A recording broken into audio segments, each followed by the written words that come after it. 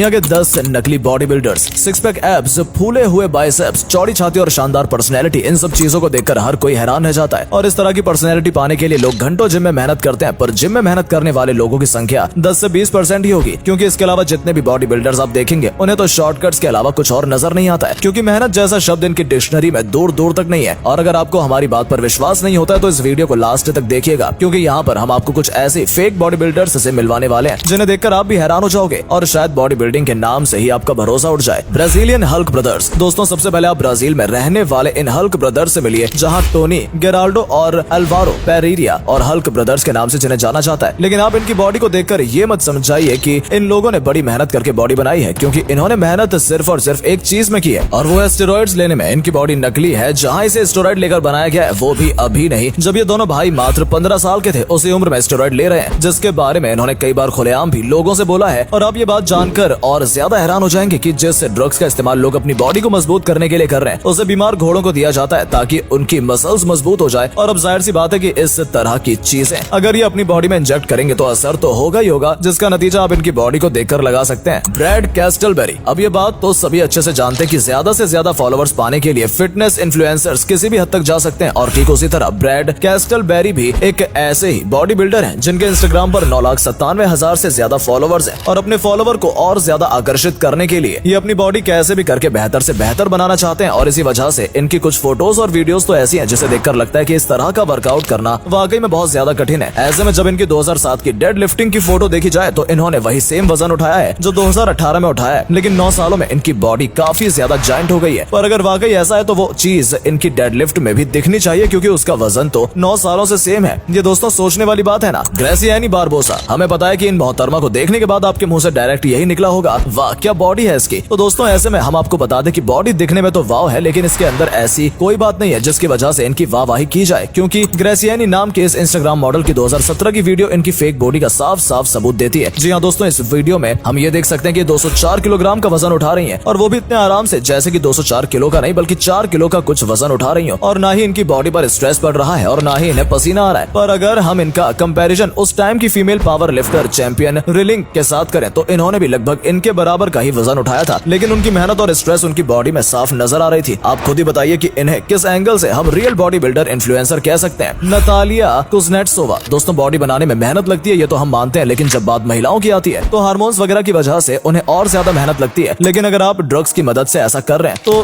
तब भी कुछ मुश्किल नहीं है। जी हाँ, बॉडी बिल्डिंग की दुनिया में अच्छा खासा नाम कमा चुकी है नतालिया कुज़नेट्सोवा ने भी हमारी आज की इस फेक बॉडी की लिस्ट में शामिल होकर ये बता दिया कि ये भी फेक बॉडी बिल्डिंग की ही शौकीन है। यूं तो इन्होंने कई बार वेट लिफ्टिंग से लेकर बेंच प्रेस और डेड लिफ्टिंग तक हर तरह की चीज दिखाई है, लेकिन इन्होंने अपने कई सारे इंटरव्यू में ये भी कहा है कि इस तरह की बॉडी पाने के लिए नतालिया ने स्टेरॉइड के साथ साथ ऐसे हार्मोन्स की मदद ली है जिसकी वजह से इनकी बॉडी में मेल हार्मोन्स की ग्रोथ होनी शुरू हो गई। ऐसे में जब आप इनकी आवाज सुनेंगे तो आप इन्हें पहचान ही नहीं पाएंगे कि ये कोई लड़की बोल रही है। और ठीक है, ऐसा इनकी बॉडी के साथ भी है। हाँ, माना कि लड़कियां बॉडी बिल्डिंग के फील्ड में बहुत नाम कमा रही है, लेकिन इतना भी नहीं कि लड़कियां और लड़कों की बॉडी बिल्डिंग में कोई फर्क ही न नजर आए। वैसे दोस्तों, इतना कुछ देखने के बाद हम आपसे पूछना चाहेंगे कि अगर साइड इफेक्ट ना भी हो तो क्या स्टेरॉइड जैसी चीज को लेकर बॉडी बनाना सही है या गलत? आप अपना जवाब कमेंट बॉक्स में बता ही सकते हैं। Greg Valentino. दोस्तों, कई सारे लोग अलग अलग तरह की चीजें करके मशहूर हो जाते हैं, लेकिन ग्रेग वैलेंटिनो एक ऐसे शख्स है जो अपनी बॉडी में स्टेरॉइड इंजेक्ट करके मशहूर हुए, जिन्होंने स्टेरॉइड्स इतने ज्यादा ले ली थी कि लोग इन्हें पहचानते ही इसलिए थे क्योंकि स्टेरॉइड लेते हैं। इनकी बॉडी में हर एक पार्ट में आपको स्टेरॉइड देखने को मिलेगा। उसके अलावा इनकी बॉडी का मांस व हड्डी कहीं खोसी गई है, और इसी स्टेरॉइड की वजह से इनकी हालत इतनी खराब हो गई कि इनके हाथों की मसल्स पूरी तरह से फूल गई है, जिसकी वजह से डॉक्टर ने इनका ऑपरेशन करने से इनकार कर दिया। इसलिए इनको खुद ही छुरी चाकू लेकर अपना ऑपरेशन करने की सोचनी पड़ी, जिसका दर्द इनसे सहा नहीं गया और फिर मजबूत डॉक्टर को इन्हें ऑपरेशन करना ही पड़ा। लेकिन इतना कुछ होने के बाद इन्होंने तब से कसम खा ली कि स्टेरॉइड को हाथ भी नहीं लगाएंगे। किरिल तेरेशिन। कुछ लोगों की बेहतर बॉडी बिल्डर बनने की जिद उन्हें किस हाल तक ले जाती है आप खुद ही देख लीजिए। जहाँ इस